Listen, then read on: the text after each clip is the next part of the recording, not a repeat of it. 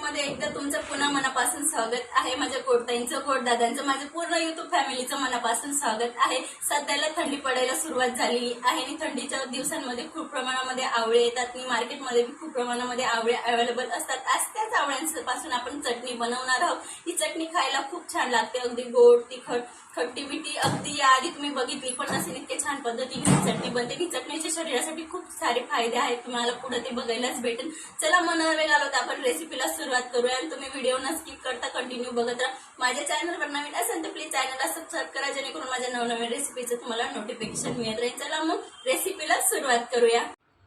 मी इथे 1 किलो प्रमाणामध्ये आवळ्याची चटणी बनवते, तर त्यासाठी मी इथे 1 किलो आवळे घेतलेले आहेत। आवळ्यांना मी 4 ते 5 पाण्याने स्वच्छ धुवून घेतलेलं आहे।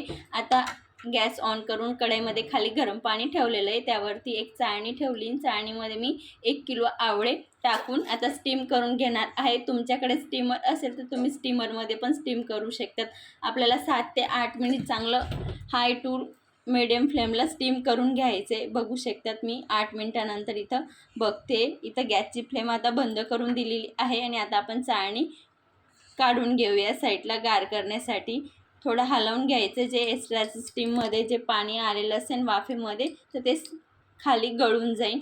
बघू शकतात, इथं आपण चेक करून घेऊया आवळे आपले छान पद्धतीने स्टीम झालेले आहेत का ते बघून घेऊया। बघू शकतात तुम्ही खूप छान पद्धतीने ते आवळे आपले स्टीम झालेले आहेत। मी यांना 15 ते 20 मिनिटासाठी गार करण्यासाठी ठेवलेलं होतं, छान पद्धतीने गार पण झालेले आहेत। आता आपण एक एक करून यातले बी काढून घेऊया। हे बी पण खूप शरीरासाठी फायदेशीर आहेत, अगदी तुम्ही सुकवून यांची पावडर करू शकतात आणि रोजच्या जेवण वगैरे झालं तर रात्रीला तुम्ही हाफ स्पून 1 स्पून घेऊ शकतात पाण्यासोबत। शरीरासाठी खूप फायदेशीर आहेत, अगदी केस वगैरे गळणं बंद होईल। इथे एक एक करून सर्व आवळ्यांचे बी काढून घेते। बघू शकता तुम्ही खूप छान पद्धतीने इझी निघत आहे। ही आवळ्याची चटणी शरीरासाठी खूप फायदेशीर आहे। थंडीचे 4 महिने खाल्ली तर अगदी तुम्हाला वर्षभर होणारा त्रास होणार नाही। कंबरदुखी, गुडघेदुखी, अगदी सर्दी, खोकला, जुकाम वगैरे असेल तर यासाठी ही चटणी अत्यंत आवर्जून बनवा आणि रोजच्या जेवणामध्ये 1-2 स्पून खात, की जेणेकरून शरीराला खूप फायदा होईल आणि वर्षभर होणार शरीराला त्रास आहे तो होणार नाही। मी त्या सर्व आवळ्या आता थोडे थोडे करून मिक्सरला पल्स मोडला फिरवून घेणार आहे। अगदी ही प्रोसेस तुम्ही किसणीने पण किसू शकतात या आवळ्यांच्या स्लाइडांना। बघू शकतात किसायला थोडा टाइम लागतो, त्यासाठी मी इथं सर्व एक एक करून मिक्सरला 3 वेळा पूर्ण 1 किलो आवळ्यांचे स्लाइड फिरवून घेतलेले आहेत। आता गॅस ऑन करून कढई गरम झालेली आहे, त्याच कढईमध्ये आपण सर्व मिक्सरला फिरवलेले आवळ्यांचं मिश्रण ॲड करून घेऊया। मी इथे 1 किलो आवळ्यासाठी 600 ग्रॅम गूळ वापरते। गूळ मी बारीक कट करून घेतलेला आहे, तुम्ही अगदी फोडून किंवा गूळ पावडर वापरली तरी चालेल।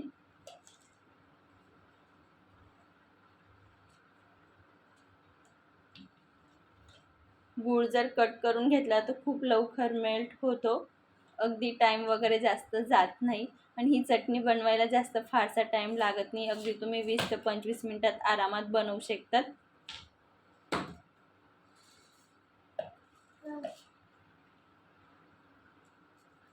इथे मी पूर्ण 600 ग्रॅम गूळचा वापर केलेला आहे। आता आपण सर्व गूळ व्यवस्थित एकजीव करून घ्यायचा आहे, पूर्ण व्यवस्थित मिक्स करून घ्यायचं आहे। मी गूळ छान पद्धतीने कट करून घेतलेला आहे, म्हणून मेल्ट करायला फारसा टाइम वगैरे लागणार नाही। बघू शकता त्या पद्धतीने आपल्याला व्यवस्थित मिक्स करून घ्यायचं आहे। मी तर गॅसची फ्लेम अगदी मीडियम ठेवलेली आहे।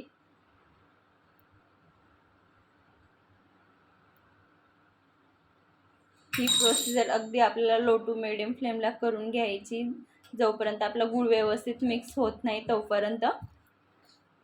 बघू शकतात गूळ खूप छान पद्धतीने तो मेल्ट झालेला आहे आणि आपलं आवळ्याचं जे मिश्रण आहे त्याचा पण कलर चेंज झालेला आहे। बघू शकता तुम्ही ही प्रोसिजर अगदी आपल्याला मीडियम फ्लेमलाच करायची आहे।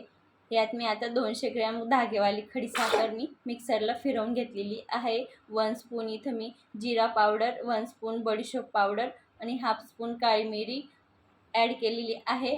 तुमच्याकडे सुंठ असेल तर तुम्ही सुंठ पावडर वापर करा। मी इथं 2 इंच आल्याचा तुकड्याला किसून घेते। बघू शकता तुम्ही मी इथं सर्व साहित्य व्यवस्थित आता मिक्स करून घेते. तुम्ही खडीसाखरच्या ऐवजी साखर पण वापरू शकतात, पण खडीसाखर खूप छान हेल्दी असते आणि मुलांना खूप म्हणजे शरीरासाठी फायदेशीर आहे. अगदी आपल्याला 2 ते 3 मिनिट व्यवस्थित मिक्स करून घ्यायचं आणि गॅसची फ्लेम अगदी मी मंद ठेवलेली आहे, बघू शकता तुम्ही. आणि खूप छान पद्धतीने कलर पण आलेला आहे आणि मी यामध्ये काळं नमकचा वापर केलेला आहे 1 स्पून. तुम्ही तुमच्या आवडीनुसार कमी जास्त करू शकतात.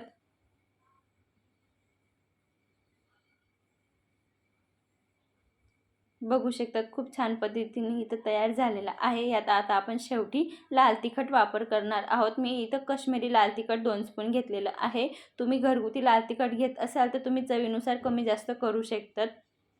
लाल तिखटने टेस्ट खूप छान येतो. अगदी तिखट, गूळ, खडीसाखर, तिखट, काळं नमक अगदी सर्व पदार्थाचा वापर केलेला आहे, म्हणून हे चटणीला खूप छान टेस्ट येतो आणि अगदी खट्ट, मिठ्ठ, तिखट अगदी हवं तसं टेस्ट लागेल या चटणीचा. अगदी तुम्ही एकदा बनवली तर तोंडाला टेस्ट वगैरे नसेल तरी खाल्ली ना तर खूप छान लागेल.